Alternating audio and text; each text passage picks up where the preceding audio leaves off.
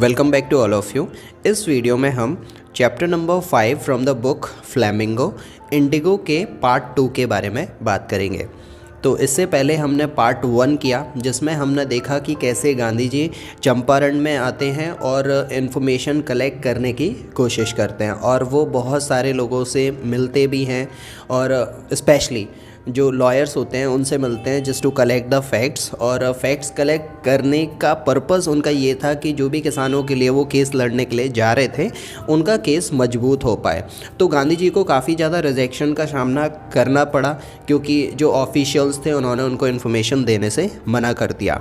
और तो और कोर्ट ने भी उनको एक नोटिस दिया कि जितनी जल्दी हो सके वो मोतीहारी को छोड़कर वहाँ से निकल जाए, क्योंकि गांधी जी ने मोतीहारी में, जो कि चंपारण की कैपिटल थी, वहाँ पर अपना हेडक्वार्टर बनाकर इन्वेस्टिगेशन करना स्टार्ट किया था।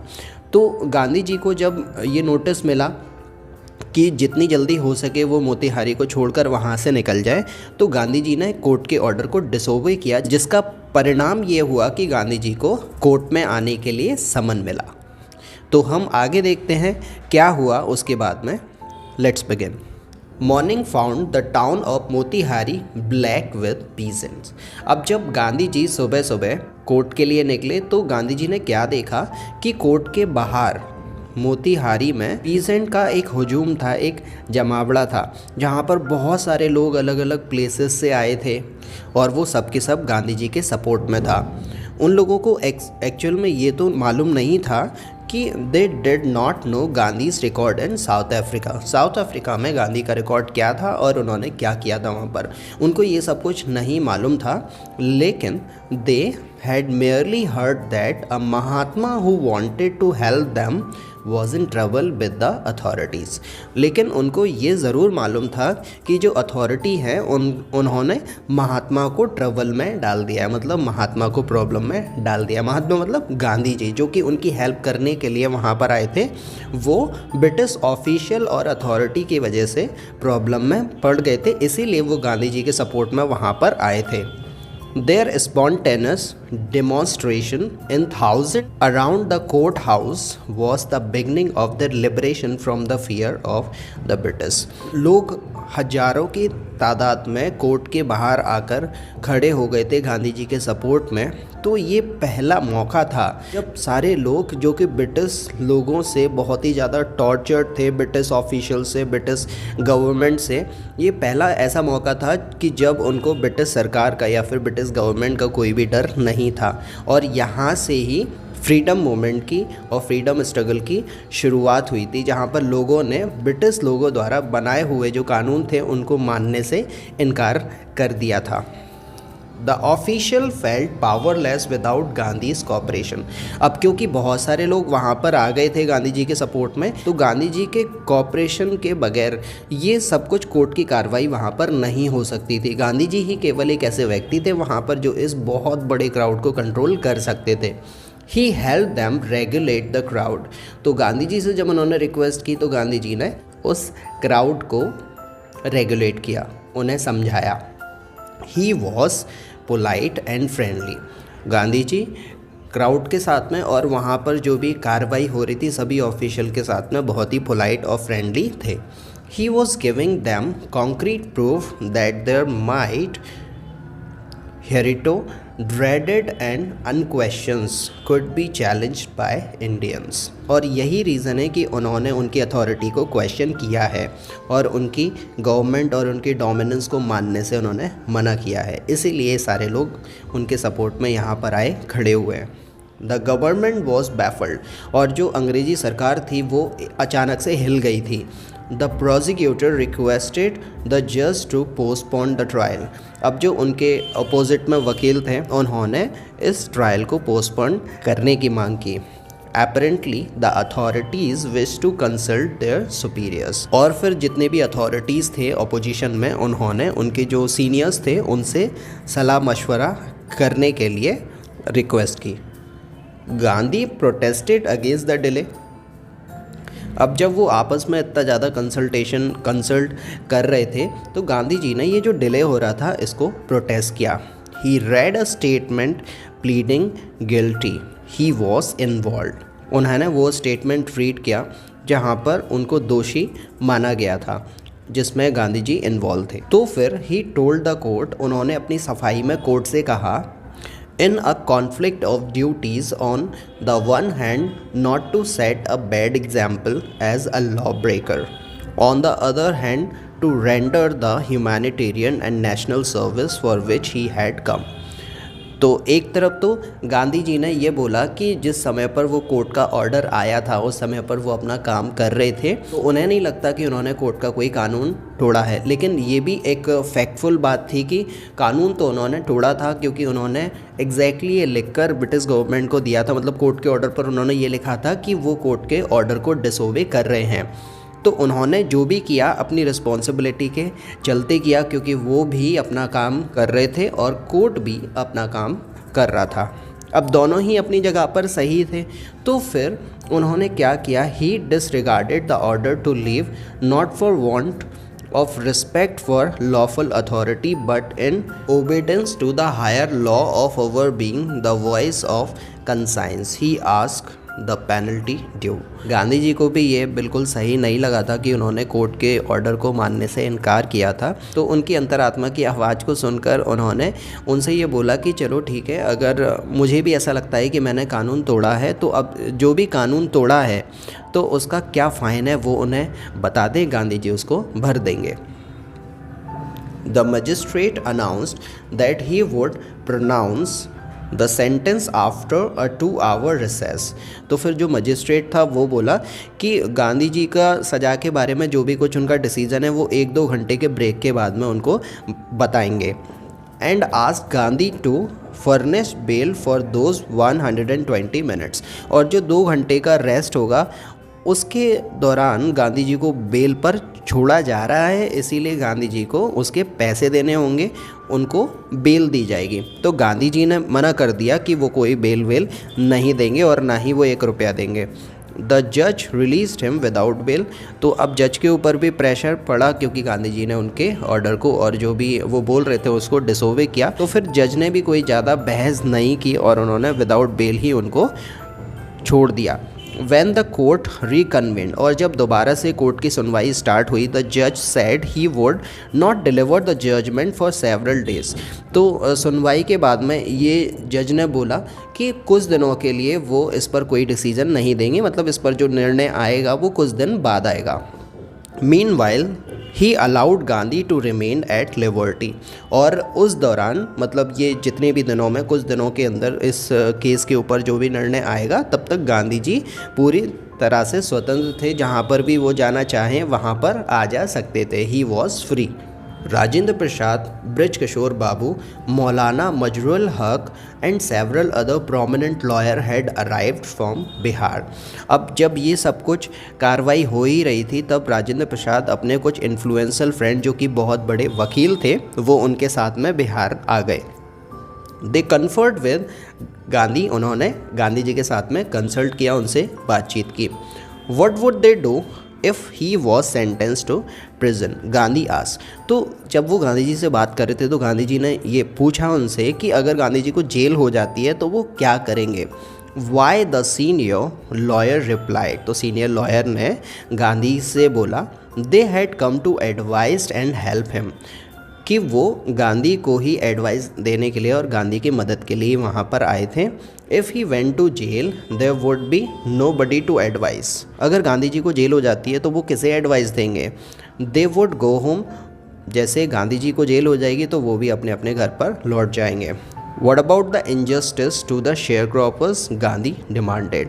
गांधी जी ने फिर से उनसे पूछा कि अगर उनको जेल हो जाएगी तो फिर ये जो शेयर क्रॉपर्स के लिए यहाँ पर इतने दूर वो लड़ने के लिए आए हैं तो फिर उनके न्याय का क्या होगा। The lawyers withdraw to consult. तो फिर सभी लॉयर्स एक तरफ आए और वो अपना डिस्कशन करने लगे। Rajendra Prasad has recorded the upshot of their consultation. Rajendra Prasad ने उस कंसल्टेशन को हेड किया और कहा, they thought amongst themselves that Gandhi was totally a stranger. और उन्होंने बाकी वकीलों से ये कहा कि गांधी जी तो इन सभी लोगों के लिए, इन सभी किसानों के लिए स्ट्रेंजर हैं, वो तो इनको जानते भी नहीं हैं। Yet he was prepare to go to prison for the sake of the peasant, और फिर भी वो इन किसानों के लिए जेल जाने के लिए तैयार हैं। If they, on the other hand, being not only resident of the adjoining district but also those who claim to have served these peasant। और फिर आगे वो बोलते हैं कि ये हमारे रीज़न से ही आते हैं, इन किसानों को प्रोटेक्ट करने की जिम्मेदारी हमारी है क्योंकि हम एजुकेटेड हैं और हम इनके केसेस को कोर्ट में जाके लड़ते हैं, तो ये हमारी रिस्पॉन्सिबिलिटी है कि हम इन किसानों को न्याय दिलाएं। गांधी जी का तो इनसे कोई कनेक्शन है ही नहीं, फिर भी वो इतनी दूर से आकर इनके लिए लड़ रहे हैं, अपना समय दे रहे हैं और इतनी तकलीफ़ उठा रहे हैं। अगर हम उनका सपोर्ट नहीं करेंगे तो ये एक अन्याय होगा उन किसानों के साथ भी और हमारे प्रोफेशन के साथ में भी हम जस्टिस नहीं करेंगे। इसलिए हमें गांधी जी का सपोर्ट करना चाहिए। Should go home, it would B shameful desertion.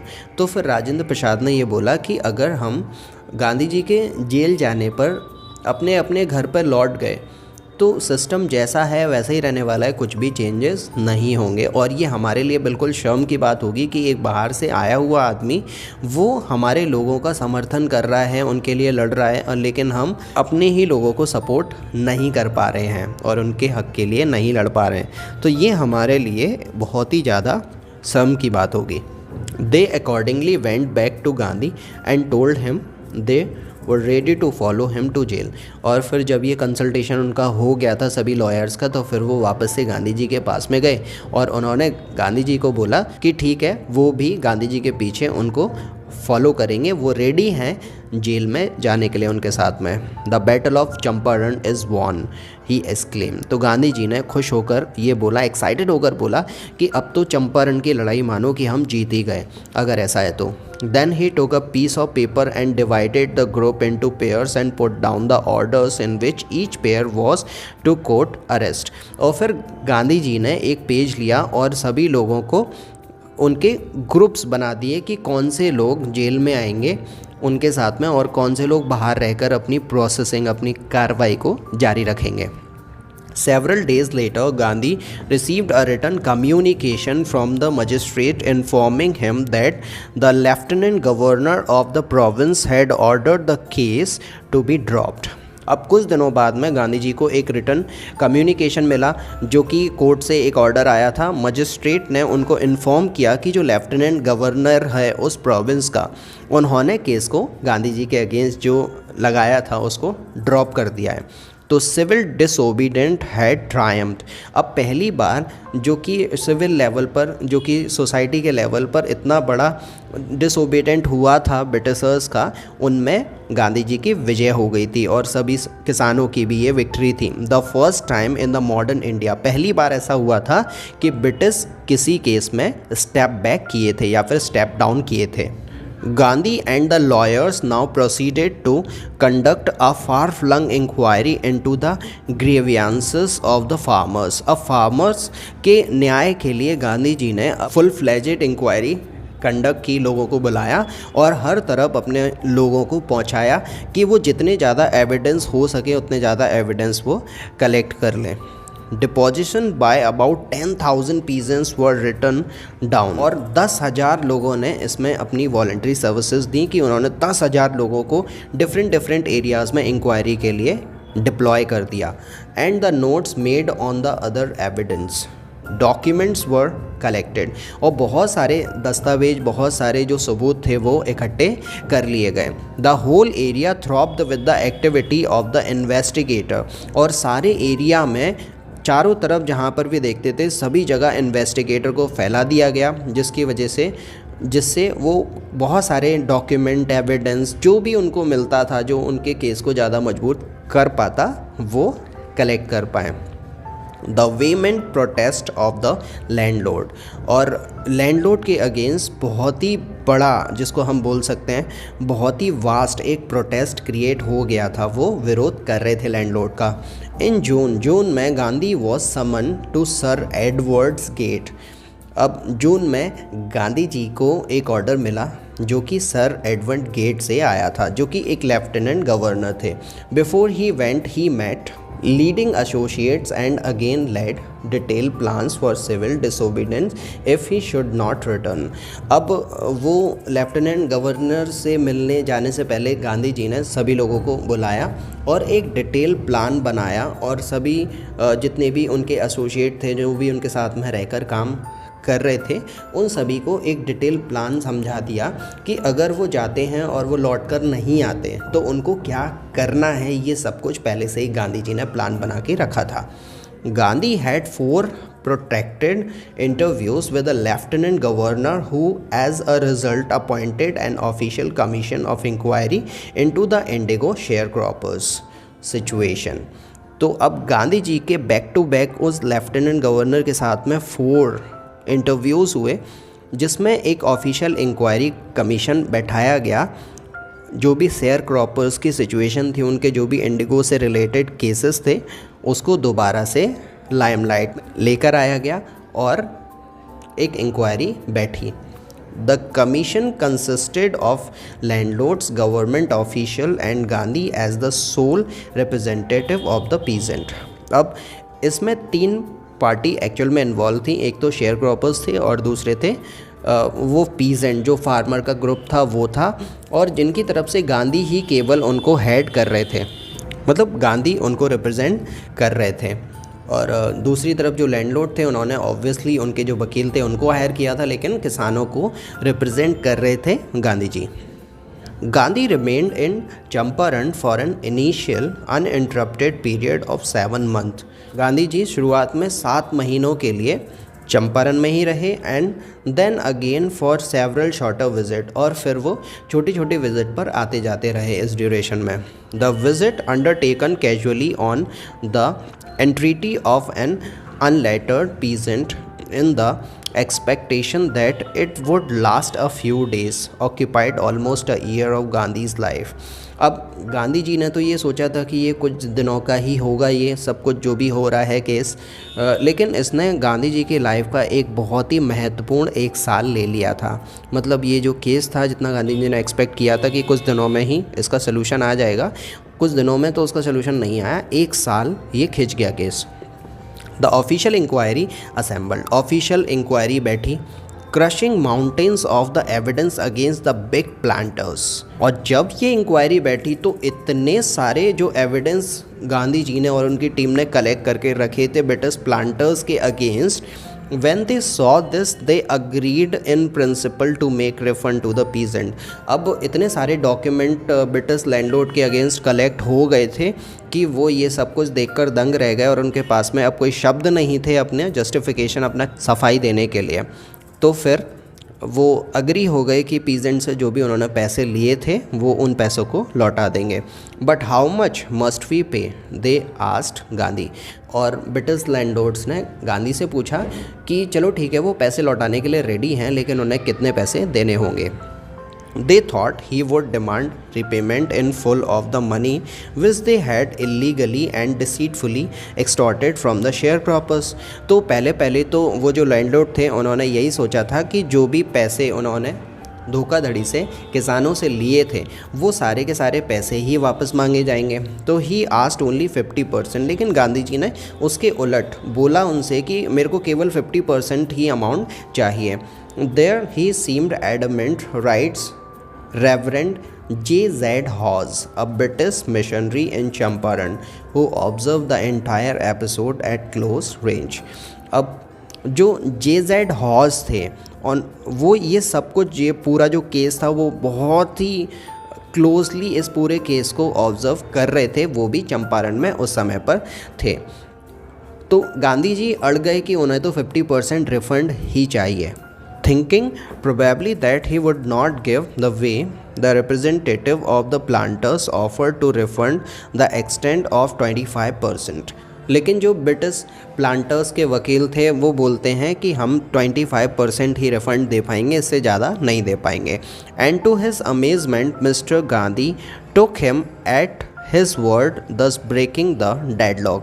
और फिर जैसे उन्होंने बोला कि वो 25% ही रिफंड लौटाएंगे, तो गांधी जी ने उनकी इस बात को पकड़ लिया और उन्होंने अपनी चुप्पी को तोड़ा और गांधी जी इस पर एग्री हो गए कि चलो ठीक है, तुम हमें 25% ही रिफंड दे दो।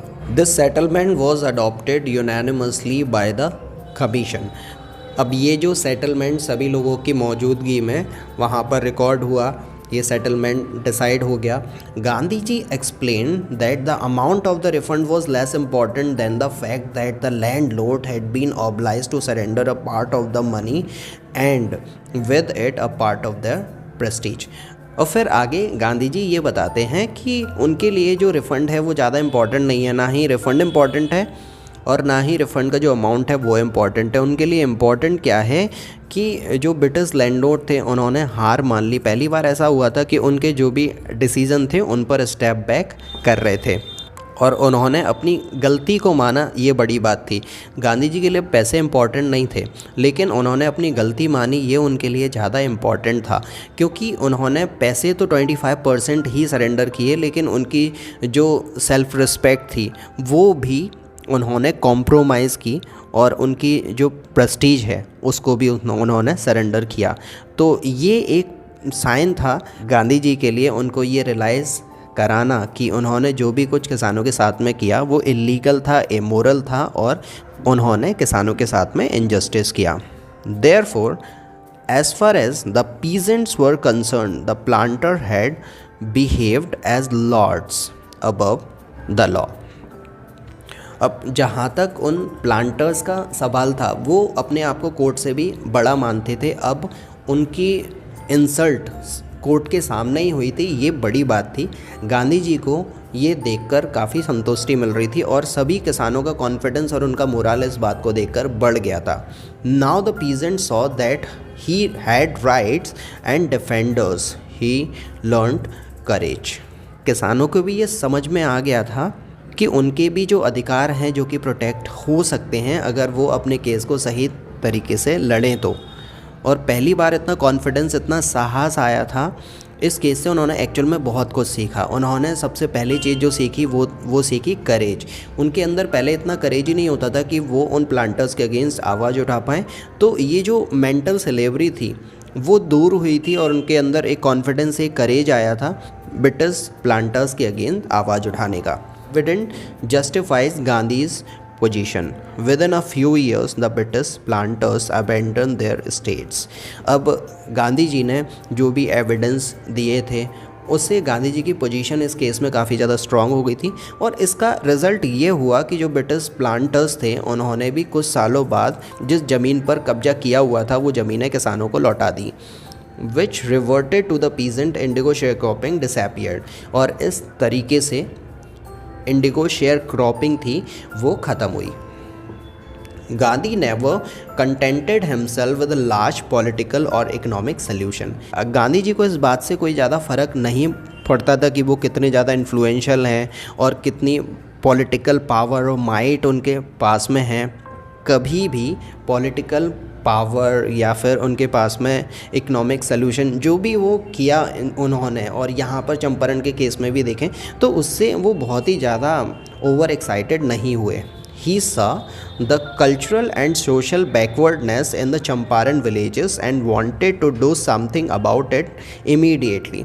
गांधी जी का मेजर कंसर्न ये था कि उनका जो स्ट्रेंथ है, उनका जो पावर है, उनके पास में जो भी अधिकार हैं, अपनी ताकत का इस्तेमाल वो जो गरीब लोग थे जो बहुत सारी प्रॉब्लम्स में रह रहे थे, चंपारण के विलेजर्स थे, वो काफ़ी बैकवर्ड थे, तो उनकी प्रॉब्लम का सलूशन गांधी जी उन्हें दे पाएँ। He thought this way, he appealed for teachers. तो उन्होंने टीचर्स से अपील की। Madhav Desai and Narhari Parikh, two young man who had just join Gandhi as disciple. अब ये दो लोग थे, माधव देसाई और नरहरि पारिक। इन्होंने गांधी जी को रिसेंटली ज्वाइन किया था, वो गांधी जी के शिष्य थे। तो उन्होंने वॉलंटियर किया कि वो as a teacher Gandhi ji के साथ में काम करेंगे और लोगों को शिक्षित करने का काम करेंगे, क्योंकि गांव के जो लोग थे उनमें कल्चरल बैकवर्डनेस बहुत थी, उनको अवेयरनेस ज़्यादा नहीं थी। तो उन्होंने गांधी जी को प्रॉमिस किया कि वो लोगों को एजुकेट करेंगे, उनको टीच करेंगे।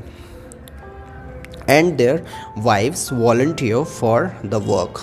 और माधव देसाई और नरहरि पारेख, ये अपनी पूरी फैमिली के साथ में अपने आप को गांधी जी के लिए डेडिकेट कर दिया। इन्होंने ये बोला कि वो लोगों को एजुकेट और अवेयर करने का काम करेंगे।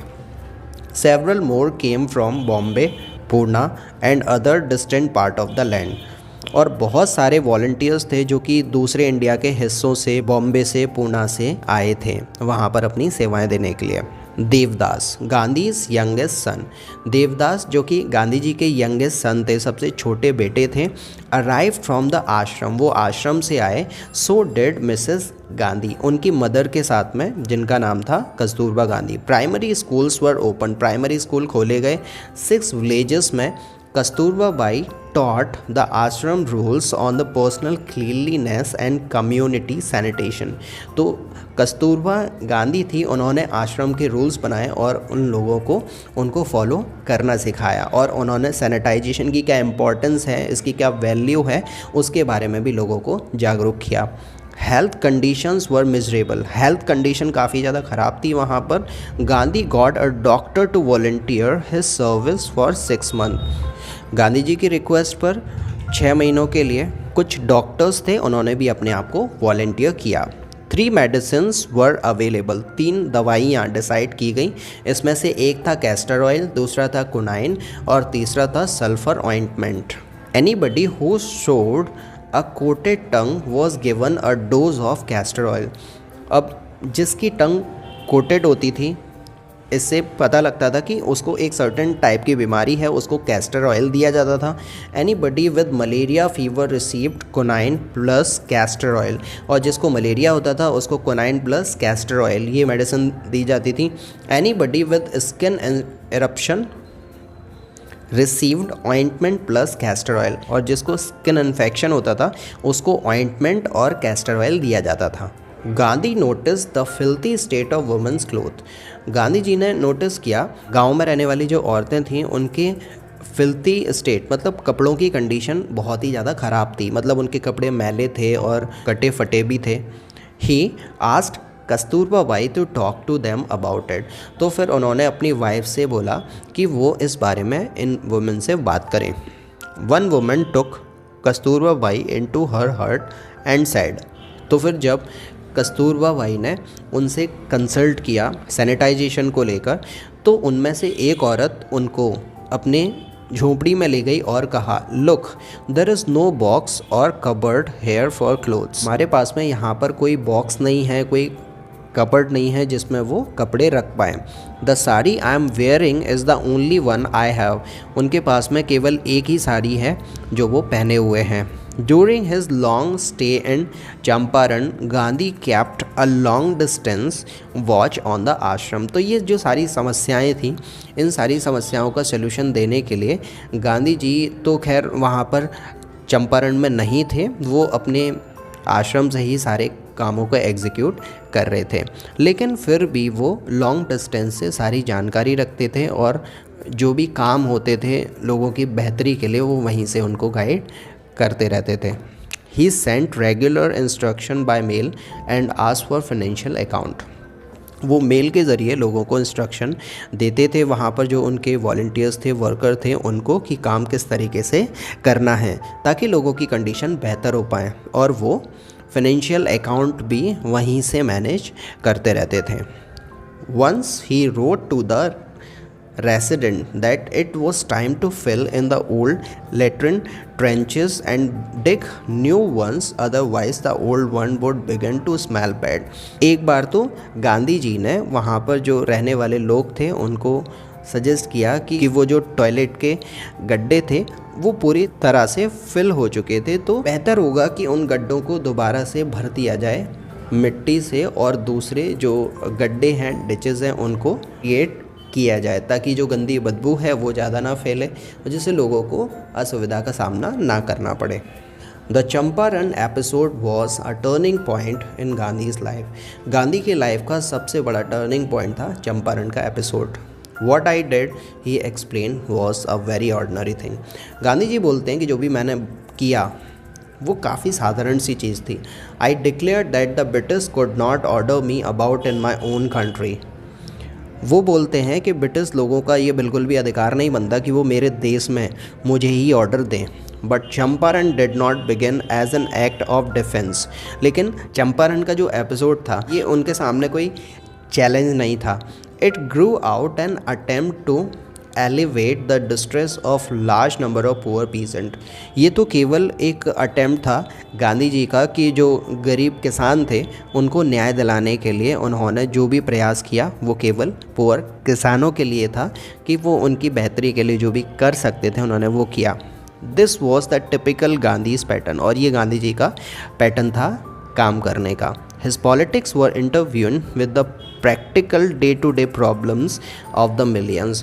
उनका जो मेथड ऑफ वर्किंग था वो था कि लोगों की लाइफ में डे टू डे के बेसिस पर जितनी भी प्रॉब्लम्स आती हैं उन प्रॉब्लम का सलूशन वो अपनी पॉलिटिक्स के थ्रू निकाल पाएँ। That was the idea of his politics.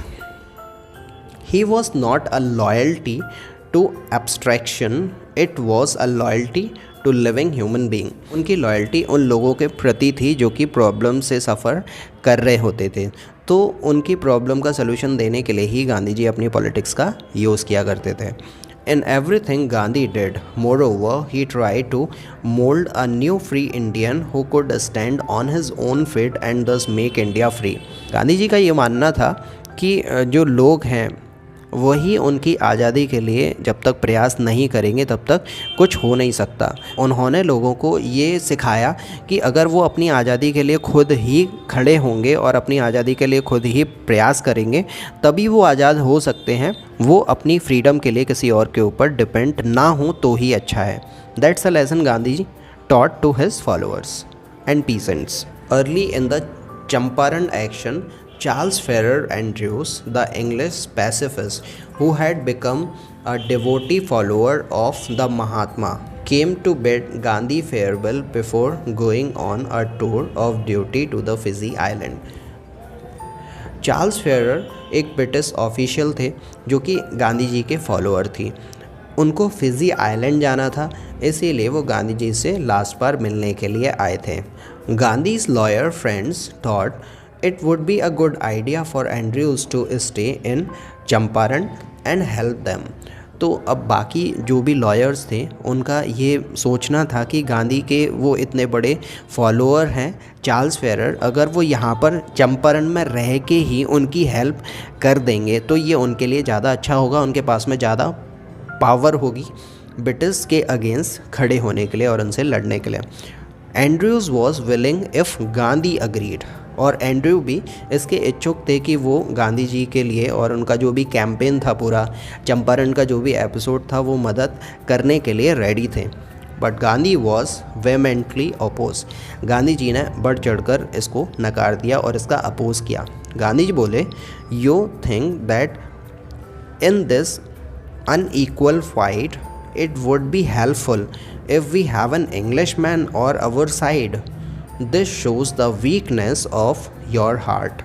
तो गांधी जी ने इस पर अपने साथियों को ये बोला कि अगर मैं एक गोरे का सपोर्ट ले लूँगा, अगर मैं ब्रिटिश सरकार को हराने के लिए एक ब्रिटिश का ही सपोर्ट लूँगा तो ये मेरी वीकनेस को शो करेगा और ये हमारी वीकनेस होगी कि हमने आसानी से ब्रिटिश सरकार को हराया, तो ये जस्टिफाइड नहीं होगा और मुझे ये पसंद नहीं है।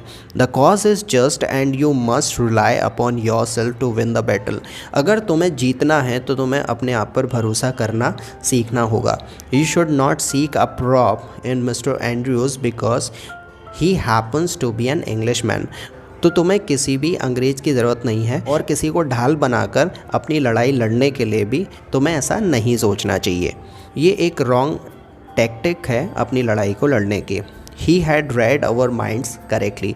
और राजेंद्र प्रसाद बोलते हैं कि जब वो ऐसा सोच ही रहे थे कि वो एंड्रयूज़ की हेल्प ले लें और गांधी जी को बोलें कि अगर हम इसकी हेल्प ले लेंगे तो हमारे लिए लड़ाई आसान हो जाएगी, तो गांधी जी ने उनके बोलने से पहले ही उनके सामने ये सब कुछ खुद ही बोलकर स्पष्ट कर दिया था कि वो किसी भी अंग्रेज का सपोर्ट नहीं लेंगे।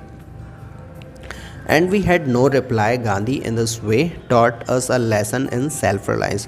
और इन रिटर्न जो राजेंद्र प्रसाद थे और उनके जो फ्रेंड थे उनके पास में भी कहने के लिए कोई शब्द नहीं थे, वो निःशब्द हो गए थे। और वो बोलते हैं कि गांधी जी ने ये सब शब्द बोलकर हमें सेल्फ रिलायंस मतलब खुद के ऊपर भरोसा करना क्या होता है वो सिखाया। Self reliance, Indian independence and help to sharecroppers were all bound together. Self reliance ही और ख़ुद पर भरोसा करना ही वो नींव थी जो कि गांधी जी ने रखी थी भारत को आज़ादी दिलाने के लिए और सभी किसानों को एक साथ में जोड़ने के लिए, इनफैक्ट सभी इंडियंस को एक साथ में जोड़कर अंग्रेज़ी हुकूमत के ख़िलाफ़ रिवोल्ट करने के लिए और उनको हराने के लिए। उसके लिए सेल्फ रिलायंस, खुद के ऊपर खुद का भरोसा बहुत ज़रूरी था। तो यही सब कुछ गांधी जी ने हमें सिखाया। तो यहाँ पर ये चैप्टर ख़त्म हो जाता है। होप दैट कि ये चैप्टर आपको अच्छे से समझ में आया होगा और ये एक्सप्लेनेशन आपके लिए हेल्पफुल रहा होगा। सो अगर ये वीडियोस आपको पसंद आई, ये चैप्टर का एक्सप्लेनेशन आपको अच्छा लगा, तो लाइक करो इस वीडियो को, शेयर करो अपने फ्रेंड्स के साथ में जो आप ही की तरह 12th क्लास में स्टडी कर रहे हैं, और सब्सक्राइब करो इस चैनल को आगे ऐसे ही चैप्टर के एक्सप्लेनेशन वीडियोज़ देखने के लिए। So thanks for joining me, I will see you later, very good bye.